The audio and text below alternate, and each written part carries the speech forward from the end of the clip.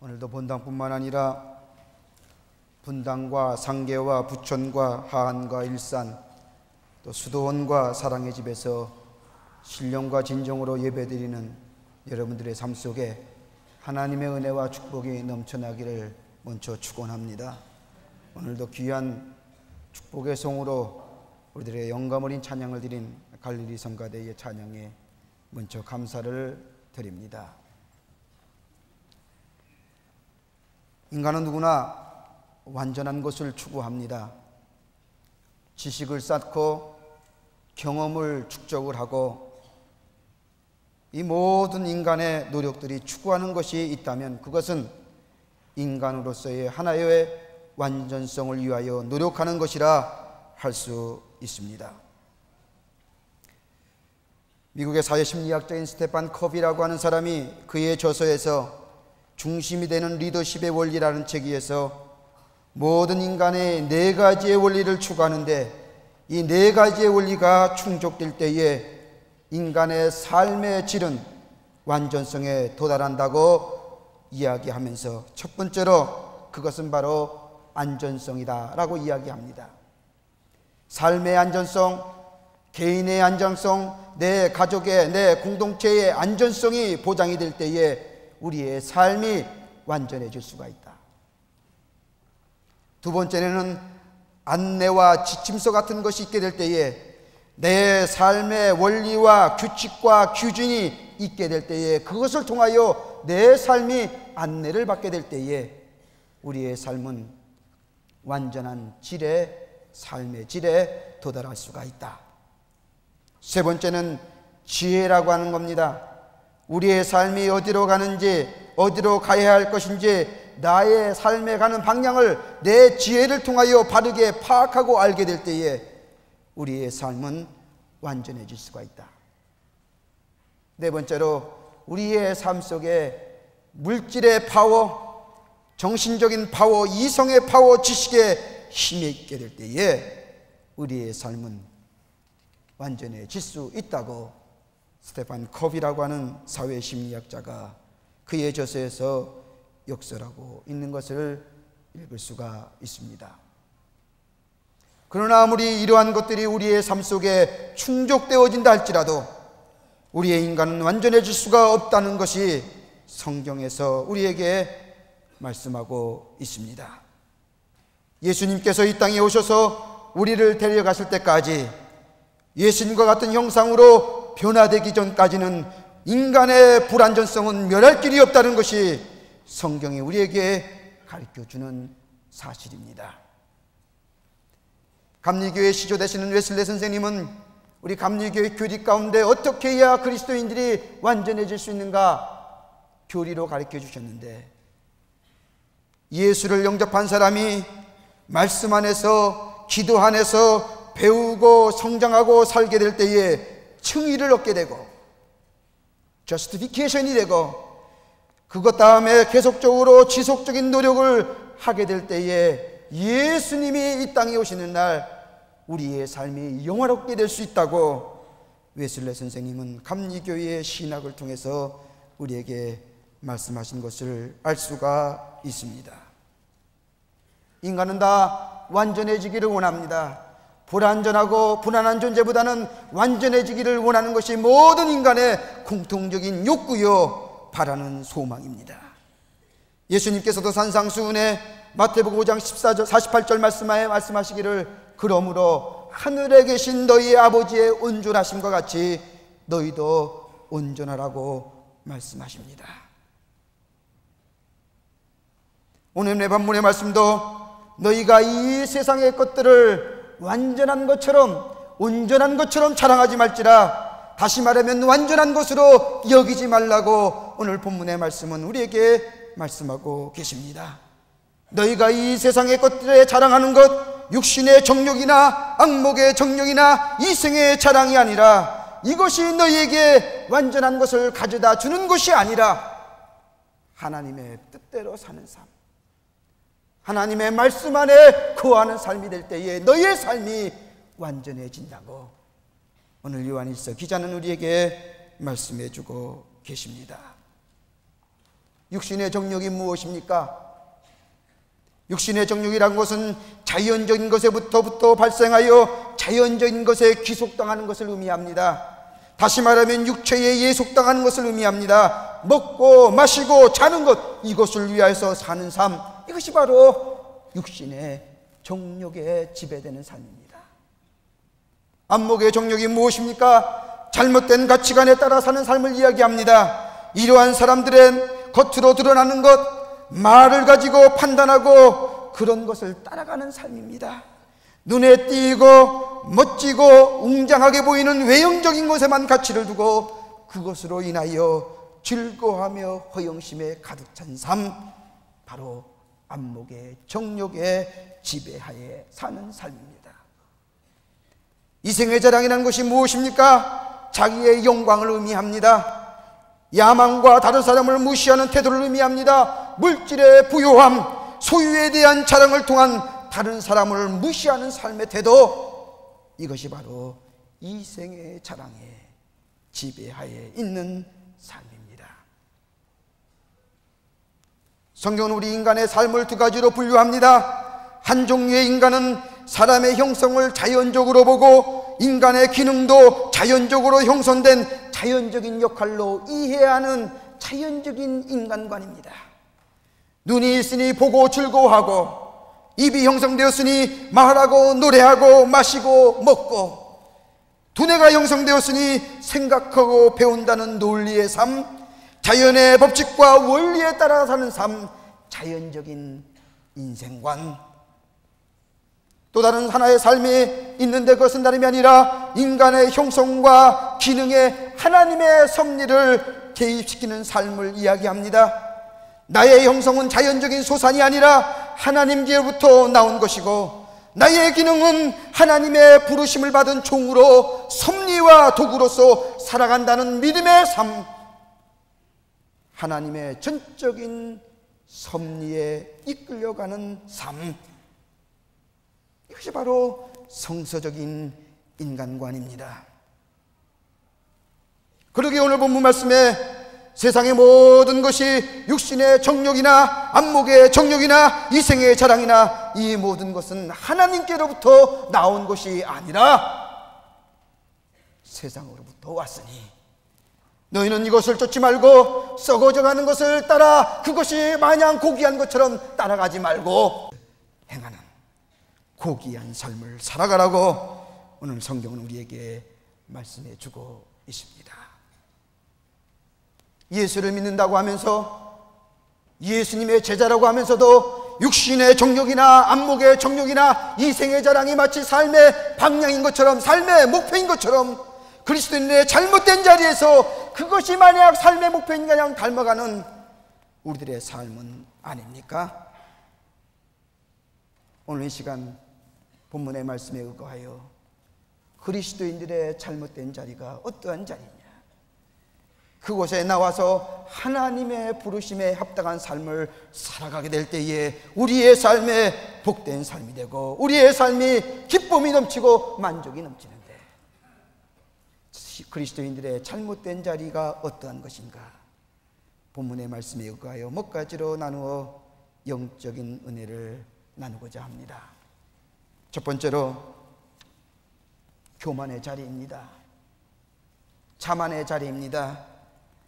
예수님께서 잡히시기 전에 마지막 만찬 때 베드로가에게 악한 자들이 나를 죽음에 넘기게 될 것이라고 말씀하실 때에 베드로는 나서서 예수님, 아닙니다, 그들이 먼저 나를 죽일 것입니다라고 대답을 했습니다.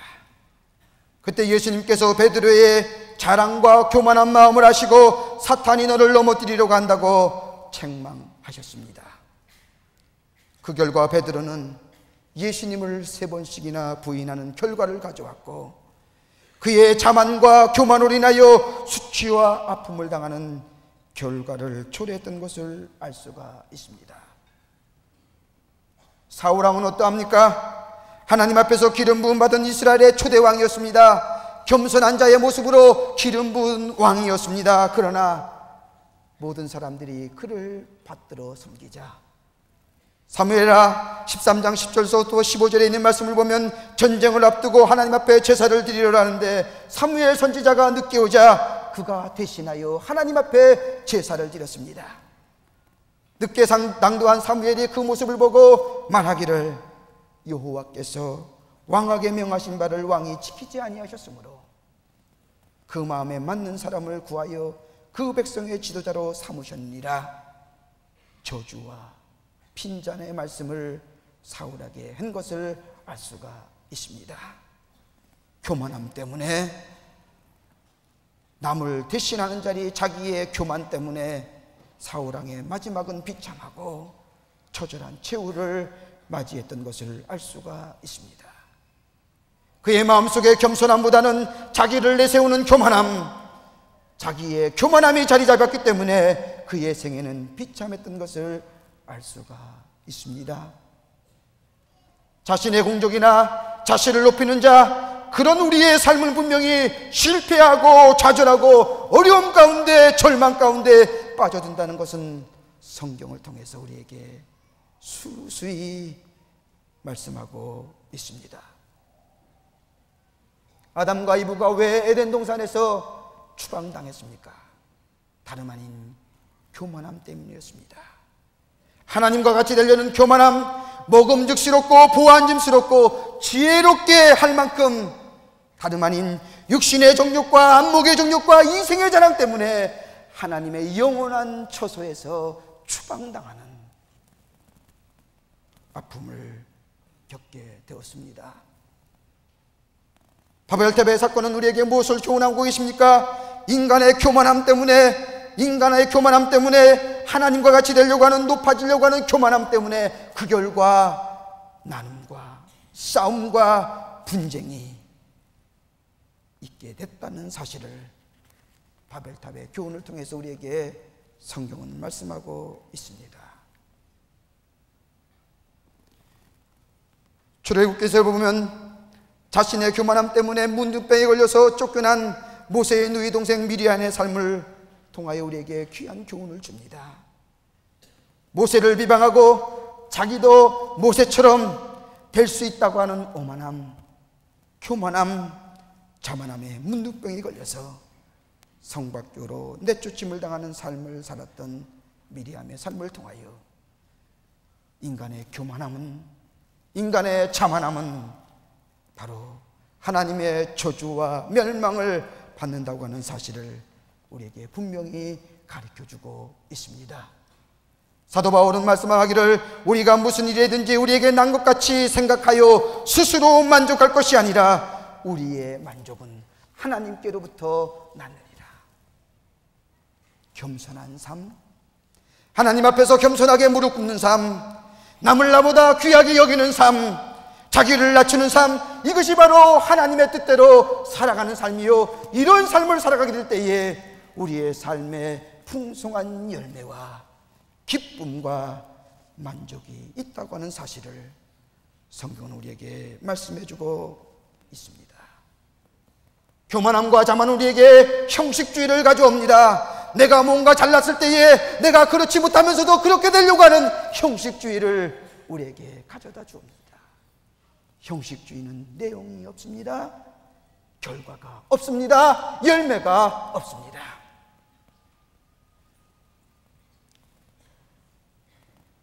그리스도인의 삶은 겸손해야 한다는 사실을 성경의 인물들을 통해서 우리에게 말씀해 주고 계십니다.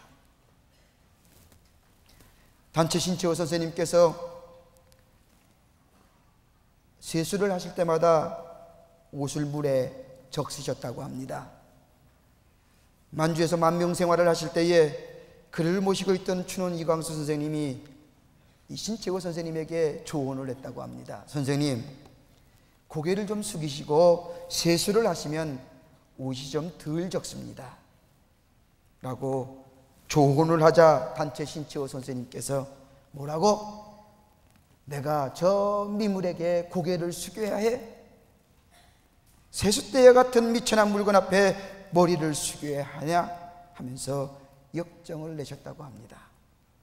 어떻게 좋게 보면 대쪽 같은 자존심에 지도자의 모습이기도 하지만은, 비록 세숫대와 같은 미천한 물건이지만은 머리를 숙일 때에, 고개를 숙일 때에 옷도 적시지 않고 깨끗이 얼굴을 씻을 수가 있습니다. 겸손한 자, 내 삶에 겸허한 자, 하나님 앞에 겸손하게 무릎 꿇는 삶, 남을 남보다 귀하게 여기는 삶, 내가 좀 희생하라도 남에게 도움이 될 수 있는 삶을 살게 될 때에 그것이 바로 하나님의 뜻대로 사는 삶이요, 그 삶이 되게 될 때에 바로 내 삶에 기쁨이 넘치고 만족이 넘치고, 이 생의 자랑이 아니라, 안목의 정욕의 삶이 아니라, 육신의 정욕의 삶이 아니라 하나님의 뜻대로 살아가는 삶을 살 수 있다고 오늘 성경은 우리에게 말씀해주고 계십니다. 누가 나를 받들어 줄까? 누가 나에게 고개 숙여 인사할까? 기대하기보다는 내가 먼저 받들고 내가 먼저 고개를 숙이는 겸손의 삶을 살게 될 때에 자기를 낮추며 피차 서로 존중하고 하나님의 말씀에 복종함으로써 신앙과 인격의 성숙함을 이루게 될 때에 바로 그것이 하나님이 우리에게 바라시고 원하시는 뜻이요, 그 삶이 될 때에 풍성한 열매를 맺는 복된 삶이 될 수 있습니다. 그러기에 빌립보서 2장에 너희는 이 마음을 품으라 곧 그리스도 예수의 마음이니 그는 근본 하나님의 본체시나 하나님과 동등됨을 취할 것으로 여기지 아니하시고 오히려 자기를 비워 종의 형체를 가져 사람들과 되셨으니. 우리는 그리스도인입니다. 예수님의 제자가 되려고 하는 순례자의 길을 걸어가는 우리 그리스도인의 삶입니다. 예수가 우리에게 겸손의 모습을 보셨던 것처럼 겸손한 삶을 살게 될 때에 육신의 정욕이나 안목의 정욕이나 이생의 정욕에 가치를 두는 것이 아니라, 그것이 삶의 목적이 아니라 겸허하게 겸손하게 남을 받드는 삶을 목적으로 살게 될 때에 우리의 삶 속에는 풍성한 열매가 맺게 된다고 성경은 말씀해주고 계십니다.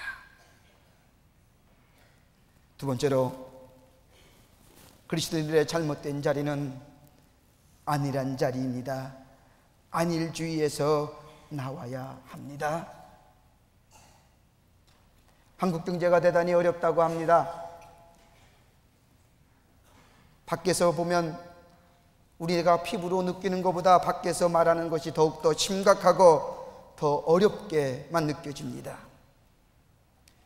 많은 사람들이 한국 경제가 이렇게 어려워 본 적이 없다고, 전략하자고, 겸허하게 살자고, 또 아끼며 살자고 얘기를 합니다. 한국 경제가 이렇게 어려운 것은 다름이 아니라 안일주의에 빠졌기 때문입니다. 다른 신흥개발도상국의 경제발전을 지속적으로 이루어갈 때에 하나님의 주신 축복을 통하여 우리도 경제발전을 이루었지만은 이만하면 되지, 이 정도면 되지 하는 안일주의에 빠져 있다가 우리의 경제가 이렇게 어렵게 당하게 된 것을 알 수가 있습니다. 성경에서도 안일주의에 빠져 있다가 어려움을 당한 대표적인 인물로 다윗을 들 수가 있습니다. 전쟁이 끝나고 하나님의 축복 가운데 통일 이스라엘 왕국을 건설하고 모든 것이 당신이 원하는 뜻대로 잘 되어갈 때에, 그때에 아름다운 여인을 통하여 다윗 왕에게 유혹이 왔습니다. 다윗은 시험을 통하여 간음의 죄를 범하게 되었고 그에게서 태어난 자식까지 잃어버리는 아픔을 당했습니다. 아련한 마음을 가질 때에 하나님의 앞한 사람도, 하나님과 가까이 교제하는 사람도 하나님과의 교제가 끊어지고 죄를 범하게 되고 크게 환난을 당한다는 사실을 믿음이 좋은 다윗 왕의 모습을 통해서 우리에게 말씀하고 계십니다. 오늘날 많은 그리스도인들이 안일의 옥상에 있습니다. 그저 교회 명부에 올려있는 것으로 만족합니다. 이만하면 됐지, 내가 주일날 하루에 예배드리면 됐지, 더 이상 뭘 어떻게. 안일주의는 우리의 영혼을 갉아먹습니다. 녹슨 것이 쇠를 갉아먹듯이 안일함과 게으름이 우리의 영혼을 갉아먹습니다. 우리의 안일주의는 우리의 영적인 성장을 방해합니다. 신방을 하다 보면 예수를 잘 믿고 섬기던 사람이 낙심하여 교회에 나오지 않아서 신방할 때가 종종 있습니다. 신방을 가서 집사님, 성도님, 때로는 권사님, 우리 다시 한번 힘을 내십시다. 다시 한번 하나님의 일을 위하여, 하나님의 일을 위하여 다시 한번 열심을 내보십시다 라고 권면하면 그분들이 대부분 다 그렇게 얘기합니다. 목사님, 죄송하지만 얼마 동안 쉬렵니다. 좀 얼마 있다가 좀 마음이 안정이 되고 평정이 되면 그때 교회 나가서 충성하겠습니다. 그러나 그런 사람들의 얼마 후의 모습을 보면 교회에 있는 것이 아니라 세상의 한복판에 있고 교회를 아주 떠나 전혀 예수를 모르는 사람처럼 살아가는 분들을 보게 됩니다. 신앙의 안일주의, 우리로 하여금 큰 죄악의 구렁텅이에 빠뜨립니다. 우리의 삶이 안일주의에 있으면 우리의 발전과 성장을 저해야 합니다. 이 정도면 됐지, 이만하면 됐지 하는 우리의 안일주의, 우리로 하여금 퇴보를 가져오게 하는 요인입니다. 우리의 영적인 삶, 우리의 육신적인 삶, 지속적인 성장이 있어야 합니다. 지속적인 발전이 있어야 합니다. 지속적인 셀프 리뉴얼, 새로운 갱신이 있게 됩니다. 그래야 될 때에 바로 그 삶이 하나님의 원하시는 뜻이요, 하나님이 바라시는 복된 삶이라고 성경은 우리에게 말씀해주고 계십니다. 기독교의 신앙은 안일주의가 아닙니다. 안주에 있는 것이 아닙니다. 지속적인 성장입니다. 지속적인 자기 발전입니다. 예수 안에서 목표를 향하여, 목적을 향하여 끊임없이 나아가는 것, 곧 이것이 신앙이요 기독교의 복음의 핵심입니다. 하나님이 인간을 창조하셨습니다. 그리고 인간들에게 말씀하시기를 너희는 생육하고 번성하라. 다름 아니라 생육하고 번성하라는 것은 창조적인 삶을 얘기합니다. 진취적인 삶을 얘기합니다. 이 정도가 하면 됐지라고 하는 삶과는 거리가 먼 삶입니다.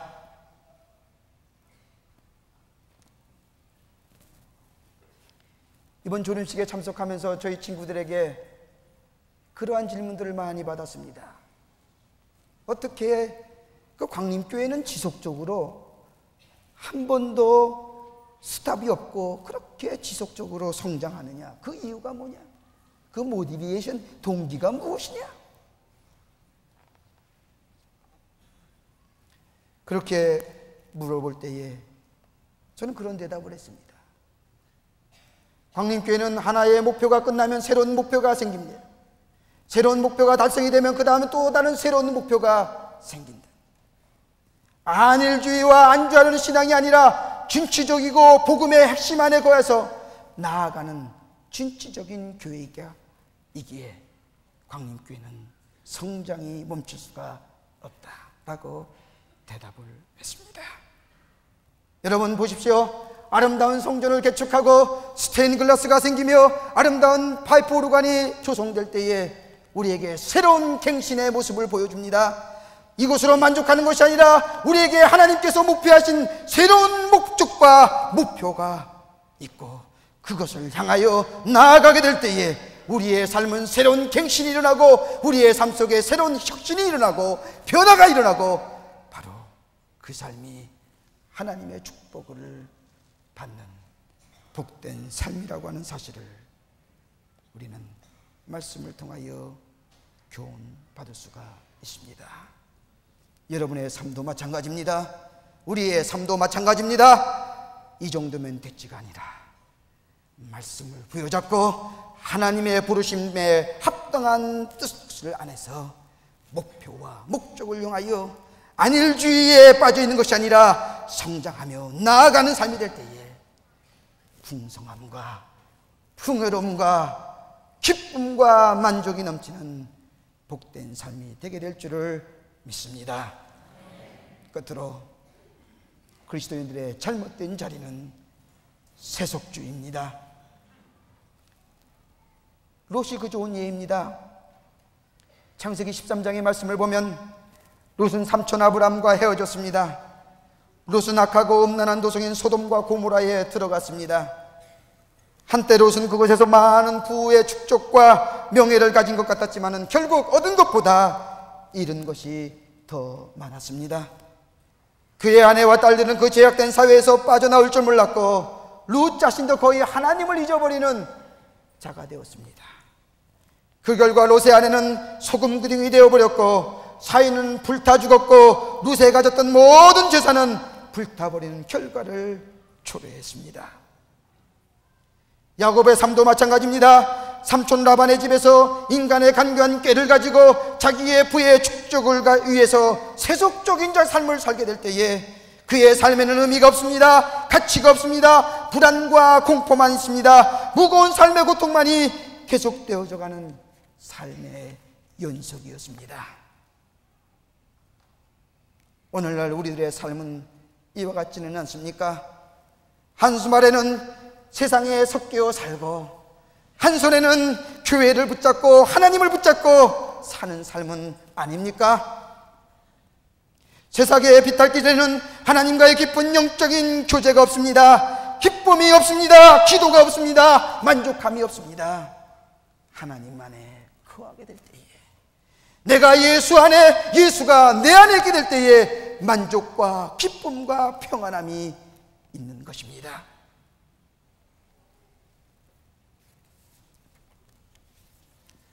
한 목사님이 젊은 여자 신도 사이에 춤추는 것에 대해서 논쟁이 벌어졌습니다. 이 자매님은 춤추는 것이 신앙생활에 지장이 되겠습니까? 전도도 할 수 있을 것 같습니다. 신앙생활에는 전혀 지장이 없다고 고집을 부렸습니다. 그때 목사님이, 자매님, 그러면 다음에 춤추는 곳에 가서 한번 전도해 보시기 바랍니다 라고 말을 했더니 그 자매님은, 목사님, 그리야 해보겠습니다. 내가 한번 춤추는 곳에 가서 전도해 보겠습니다. 약속을 했습니다. 약속대로 춤추는 곳에 간 그 자매님은 춤을 추는 상대방에게 춤추는 가운데 예수 믿으세요? 라고 물어보았습니다. 그 춤추는 상대방이 느닷없이 춤을 추다가 예수 믿으세요? 라고 질문하니, 아니요, 난 예수 믿지 않습니다 라고 대답을 하면서 다시 자매님에게 물었습니다. 그러면 당신은 예수 믿으세요? 그때 자매님은 자신 있게 목사님과의 약속한 것이 있어서 저 예수 믿어요. 그랬더니 그 상대방이 얼굴이 경직이 되면서 말하기를, 그런데 당신은 여기서 무엇 합니까? 라면서 핀잔을 주더랍니다. 성경은 우리에게 말합니다. 하나님의 것은 하나님의 것, 가이사랴의 것은 가이사랴의 것, 귀한 것은 귀한 것, 가치 있고 고귀하고 거룩한 것은 하나님의 것. 세속적인 길에 있는 사람은 영적인 능력이 없습니다. 세속적인 길은 우리에게 영적인 능력을 빼앗아가고 영장력을 빼앗아가 버립니다. 그러기에 오늘 본문 말씀 2장 15절의 말씀을 보면, 이 세상이나 세상에 있는 것들을 사랑치 말라. 누구든지 세상을 사랑하면 아버지의 그 사랑이 그 속에 있지 아니하니라 라고 말씀하고 계십니다. 우리들의 삶은 하나님의 형상대로 지음받은 삶입니다. 하나님의 형상이라고 하는 것, 하나님의 모습은 어떠한 모습입니까? 우리와 똑같은 모습입니다. 하나님이 우리를 세상에 처음으로 창조하실 때에 하나님의 거룩성을 우리에게 부어주셨고, 하나님의 온유한 마음을 우리에게 부어주셨고, 하나님 우리를 창조하실 때에 세속적인 것과 줄을 끊는 마음을 우리에게 주셨건만, 우리는 육신의 정욕 때문에, 안목의 정욕 때문에, 이생의 자랑 때문에 하나님의 거룩한 것은 잊어버리고 하나님의 존귀하신 잃어버리고 세속적인 삶을 살아가는 우리들은 아닙니까?